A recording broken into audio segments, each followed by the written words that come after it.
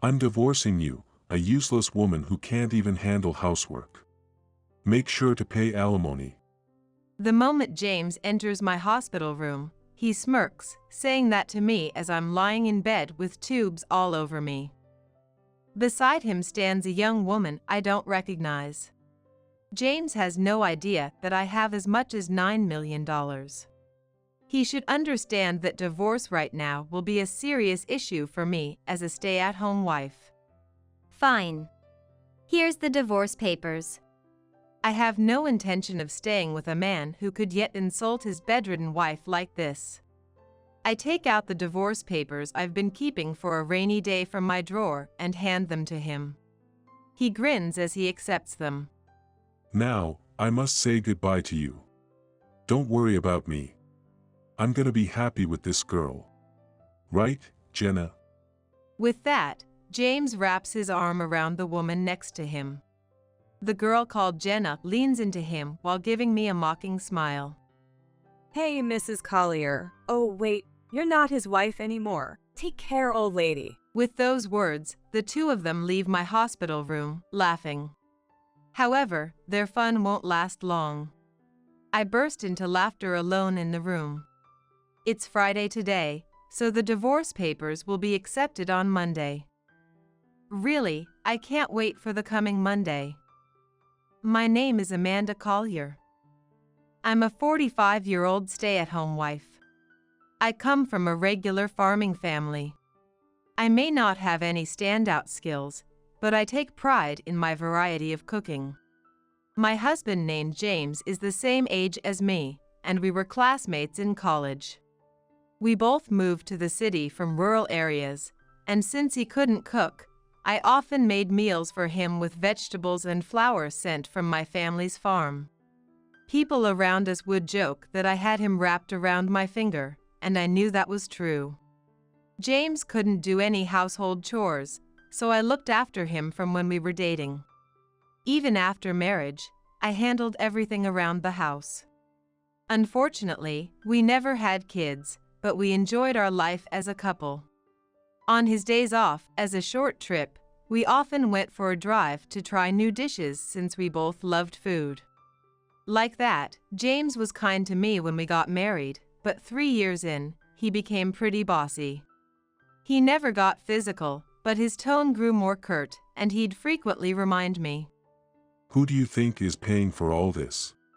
I'd be lying if I said those words didn't hurt me, but I didn't have the energy to resist, knowing he wouldn't stop even if I asked him to. I felt self-conscious about being a stay-at-home wife, so I couldn't stand up for myself. After graduating, James joined a well-known company but left after 5 years. Although he quickly found other jobs, he'd quit them within short periods. That's why his income was unstable. I became good at budgeting to get by while living on a tight budget. Even so, he had been with his job for 2 years, where he seemed to get along well with his colleagues. I hoped he'd stay there for a while. Then one day, James came home earlier than usual. Hi, Amanda. Listen, I quit my job today. Huh? Again? My surprise slipped out, and he narrowed his eyes. I immediately stopped cooking and rushed over to him. Well, it just shocked me, that's all. Oh yeah? Acting like you're some big shot now, criticizing what your husband does. Wow, someone's got a big head these days. His words made me tense. He was in a terrible mood on that day. One wrong word and things could get ugly. I'm sorry. Yeah, you better be. James seemed slightly appeased by my apology. He sat down on the couch, turning on the TV, with his irritation still clear. I quietly put the beer on the table. Would you like dinner now? Or after a shower? Dinner and a drink. All right. To avoid upsetting him, I played the obedient wife. I used to have a lot more self-confidence, but after 14 years with him since we married at 28, I'd pretty much lost my voice. James filled up on beer and snacks, and then fell asleep on the couch, snoring. The table was a mess, like a kid had eaten there, and I cleaned up the spilled beer can and crumbs that had even fallen on the floor. This isn't how it was supposed to be. I muttered, thinking back to my younger self who had dreamed of a happy marriage. With a start, I glanced at James, but he didn't stir. I let out a sigh of relief yet felt a growing fear that might just be my life from there on out. Maybe I should consider divorce. I began mentally organizing my schedule for the following days to face the problems I'd been ignoring. The following day, James started going to the employment office and quickly found another job. Meanwhile, I went to the law office to pick up the divorce papers and signed them on the spot. I didn't plan to file them yet, but I wanted to keep them just for a rainy day. I hid the signed papers at the bottom of my daily bag, knowing full well I'd be in serious trouble if James found them. Hey, what were you doing while I was out job hunting? I went to a stationery store to buy some resumes for you. I thought you might need some. Oh, for once you're actually being useful. At first, James was suspicious when he got home before me, but soon he was in a good mood. I handed him the resumes I'd bought in advance. He took them, saying he was heading out to drink with a friend. James's new job was at a solid company, with better pay and benefits than any of his previous jobs. When he got promoted after 3 years, he looked pleased as he celebrated over a drink, and I secretly hoped he'd stay with that one until retirement. He was in the sales department, and he started spending more nights out, saying he had client meetings. I made the most of my brief moments of freedom, recharging myself to greet him with a smile. One day, I got a rare call from my mom. She sounded excited, and by the end of the conversation, I was in shock. $9 million? Yes, 9 million. All that land and property we didn't need. I got them appraised, and they're worth $10 million. We only need about $1 million to enjoy our retirement. So I think you could start fresh if you wanted. Mom had never thought much of James, and she had been worried about me, especially since he had grown even more controlling and wouldn't let me visit her house. Really, the amount was overwhelming. Moreover, when Mom mentioned she'd transferred the properties to my name, I was even more stunned. Don't tell James about it. You think so? But My mom sensed my hesitation and said, The final decision is yours. and then hung up the phone.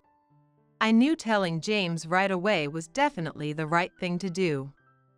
Yet, part of me couldn't shake the thought that with that money, I could finally live my life freely, so I just couldn't decide. Then, about a week later, I was in a car accident. Luckily, my injuries weren't life-threatening, but I needed to stay in the hospital for about a week. After putting my valuables in the drawer in my hospital room, I called James right away. actually, I got hurt. Huh. Who's going to cook dinner then? I almost let out a sigh at how James was more worried about his dinner than the severity of my injury, but I held that in and continued talking. I'll need to stay in the hospital for a week, so I'm sorry, but you'll have to grab something to eat on your own until I get out. What a lazy wife you are. You can't even get your husband's dinner ready. Oh, that's right. I'm coming over now, so wait there. With that, James hung up abruptly. I was planning to tell him about the inheritance that night, but maybe it was better if I didn't say anything. As I glanced at the numerous tubes connected to me for precautionary tests, I somehow felt that was the right decision. Soon, I'd realized just how right I was. I'm divorcing you, a useless woman who can't even handle housework. Make sure to pay alimony. The moment James entered my hospital room, he smirked, saying that to me as I lay in bed, attached to all those tubes. Beside him was a young woman I didn't recognize. James had no idea that I had $9 million in assets. He should understand that divorce at that point would be a major issue for me as a stay-at-home wife. Fine. Here's the divorce papers. I had no intention of staying with a man who could yet insult his bedridden wife like that. I took out the divorce papers I had kept for a rainy day from my drawer and handed them to him. He grinned as he accepted them. Now, I must say goodbye to you. Don't worry about me. I'm gonna be happy with this girl. Right, Jenna? With that, James wraps his arm around the woman next to him. The girl called Jenna leaned into him, giving me a mocking smile. Hey, Mrs. Collier. Oh wait, you're not his wife anymore. Take care, old lady. With those words, they laughed their way out of the hospital room. However, their fun wouldn't last long. I burst into laughter alone in the room. It was Friday, so the divorce papers would be accepted on Monday. Really, I couldn't wait for the coming Monday. Just as I expected, I didn't hear from James over the weekend, and it was wonderfully peaceful. I felt a bit restless with nothing to do, a rare feeling since we got married, and the nurse kept reminding me to keep still. Monday evening, I got a flood of missed calls from James on my phone. I ignored them at first, but after half an hour of non-stop ringing, I finally picked up. Geez, you're really persistent with the calls. Hey. What the hell is going on here? I couldn't help but laugh at his shouting as soon as I answered. My laughter seemed to agitate him even more, and he started yelling in a half-crazed tone. What are you talking about? Don't play dumb. The divorce papers aren't being accepted. James was practically snorting with anger on the other end of the line. I continued to chuckle and answered him calmly. Oh, that's because I filed a document to prevent unwanted divorces a while ago. Remember how you'd threaten divorce every time we fought? I thought it'd be a real hassle if you actually submitted the papers in a fit of rage. Well, but that's not needed anymore. Just withdraw it immediately. James hesitated for a moment, and then demanded once again. Nevertheless, after that, there was no going back to myself simply following his orders. I can't, until I'm discharged. It requires an in-person process at the court. Then get discharged right now. Don't be ridiculous. His self-centered demand just made me laugh even harder. I had no doubt he was hoping to marry Jenna soon, whom he'd brought on the previous Friday. James was apparently in full-on panic mode. By the way, was her name Jenna? Just to confirm, she's your mistress, right? Hey, don't disrespect Jenna. Apologize. She's my new wife. Well, since we're not divorced yet, she's technically your mistress, so I think that's accurate. James let out a strange grunt in response to my calm retort. I decided to press him even further. Just so you know, an attorney will be in touch soon about the division of assets and alimony. Yeah, alimony. You better pay for all the trouble you've put me through. For some reason, James seemed to misunderstand and suddenly got cheerful, saying that like it was a given. Basically, alimony is paid by the one with a higher income. I had been handling all the household chores and had never worked until then. It was as clear as day that James was the one who should pay alimony. You are mistaking something here. You're the one who will be paying alimony. Huh? James responded in a tone that genuinely sounded like he didn't understand. It seems he truly believes that by me not taking care of him while hospitalized, I'd be the one who should pay. Even in the early 1900s, that wouldn't have made me the guilty party, I thought to myself, mentally rolling my eyes, as I explained politely. What exactly did I do wrong? Just so you know, being in the hospital and unable to do housework doesn't count as grounds for fault. You're neglecting to take care of me. If you were a child, that might count as neglect, but you're an adult. You can manage your own needs, so that's nonsense. If I say it's your fault, then it is. In my mind, I could see a judge fainting at his bizarre reasoning. James really thought he could get away with that childish logic. When I didn't respond, he added. See, you finally understand. He was determined to be right, no matter what. Annoyed by his smug tone, I replied. Anyway, from now on, please communicate through my attorney. Goodbye. Hey, Amanda. Ignoring his protests, I hung up. James kept calling repeatedly, but he eventually gave up as I didn't answer. I sighed with relief, but the following morning, another headache awaited me. Around 9 a.m., my phone started ringing nonstop. Frustrated, I finally picked up. James was on the other end, firing complaints at me like a machine gun. From what I could piece together, he was angry because he couldn't withdraw money from a bank account. If it were a joint account, he should be able to withdraw without any issues. But if it were not a joint account? Remembering the bank card and passbook I'd left at home, I asked James. Were you trying to take money out of my account by any chance? Yeah. Since you're still in the hospital, I figured I'd take what was in your account as alimony, but I couldn't. James was livid, spouting off his ridiculous sense of entitlement. It seemed he hadn't understood anything I had said the day before. Back then, when I learned I'd be in the hospital for a week, I called the bank to ensure no withdrawals could be made until I could handle that in person after discharge.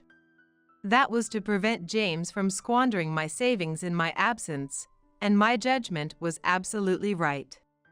In the first place, trying to withdraw money from an ex-wife's account was unthinkable. However, James seemed completely oblivious to how wrong he was, demanding that I go to the bank and enable the withdrawal. What are you even saying? You and I are basically strangers now. Why should I listen to what you say? You. How dare you? Even if we're divorcing, the fact that you were once my wife doesn't change. Act like a wife and just listen to me. Technically, we're only not divorced because the papers haven't gone through. We're strangers now, understand? I don't owe money to strangers. Having never seen me stand up to him like that, James was stunned on the other end of the line. Even so, he quickly went back to being demanding.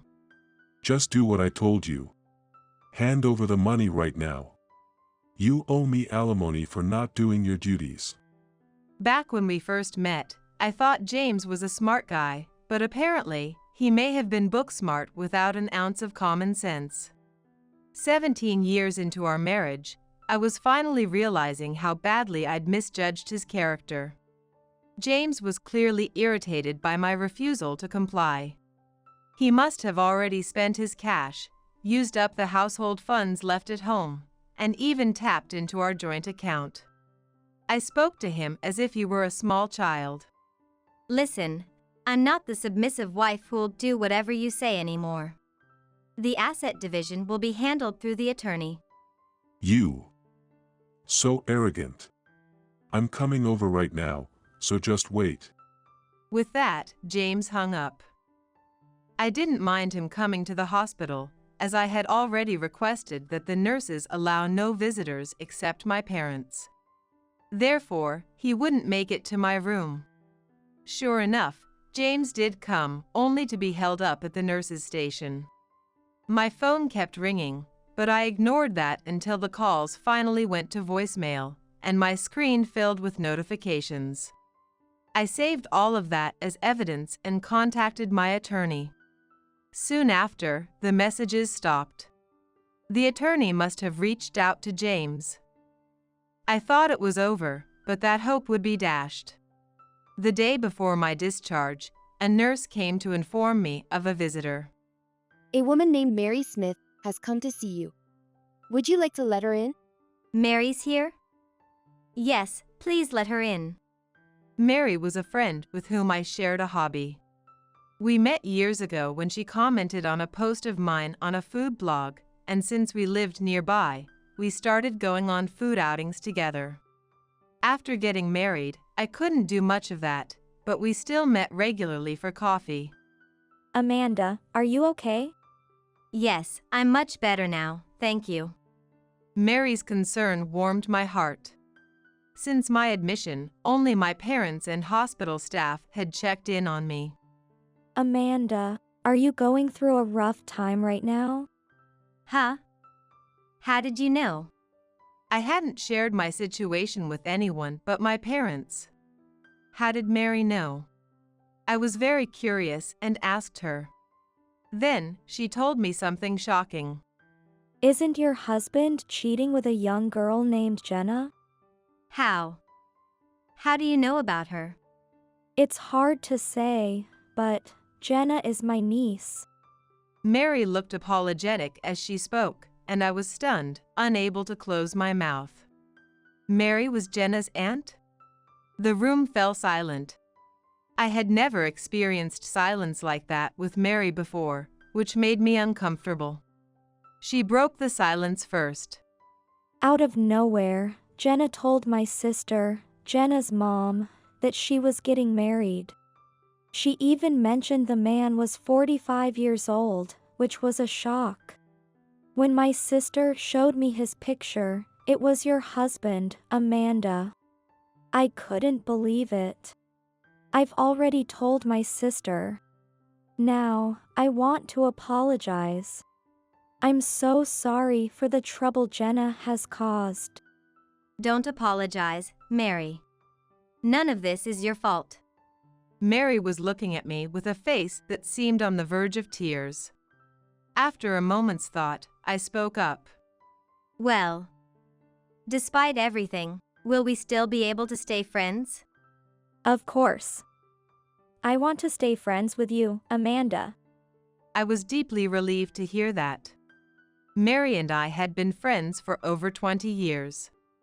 I didn't want to lose a dear friend because of my awful husband and his affair. I told Mary about the meeting I had planned for the following day and asked her to be there, to which she agreed.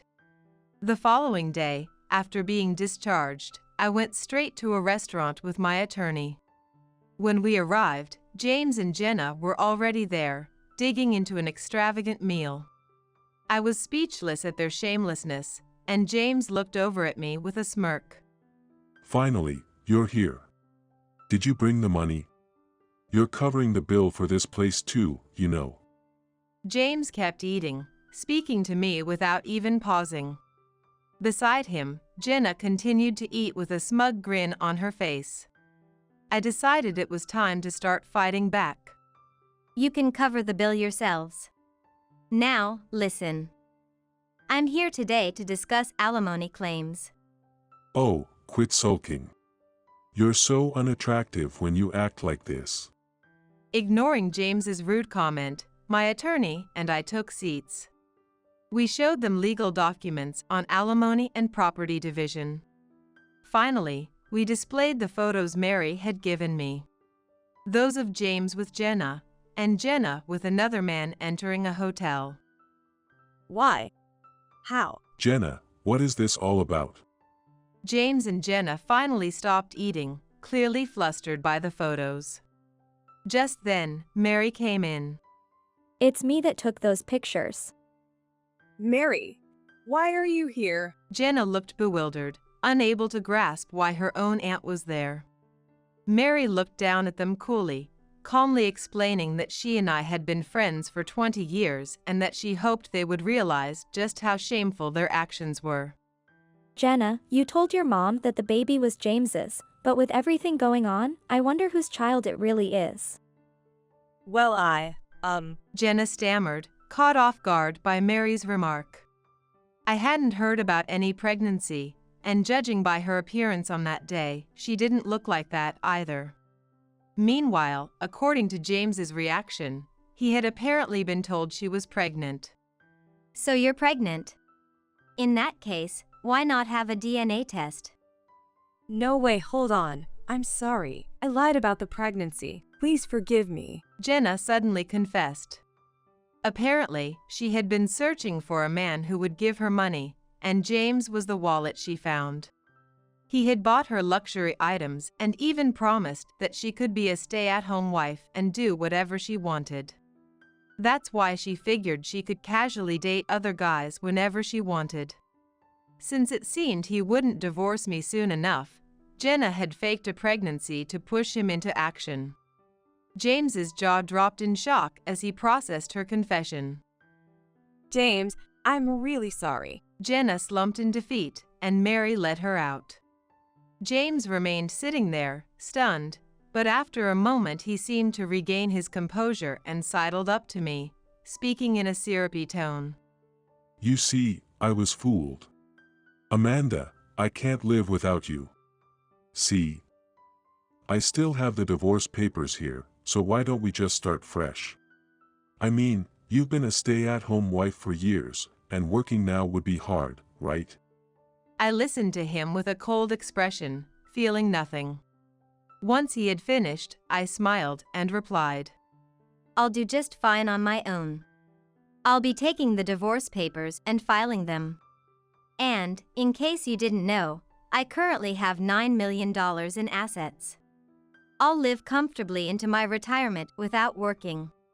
So, don't worry about me. $9 million. Why did you keep such a huge amount a secret? I was going to tell you, but you started demanding a divorce. Just so you know, I will be claiming alimony. As for my assets, since it is solely in my name, it's not part of the marital property, so it has nothing to do with you. James looked devastated, his face pale. My attorney quickly handed him the documents to sign. I left with the attorney to file the divorce papers, ending my nearly 20-year marriage. As for James, his family disowned him when they learned what happened. His parents refused to help him, and he had no choice but to take out loans and make a lump sum payment. That wasn't all. It was also discovered that he had visited hotels with Jenna during work hours, leading to his dismissal. He's now working at multiple construction sites to pay off his debt. As for me, I donated half of my money to charity, as I didn't need it all. With the remaining money, I moved to a quiet town and started enjoying a luxurious single life. Mary and I keep in touch, and now we often go on food tours or short trips together.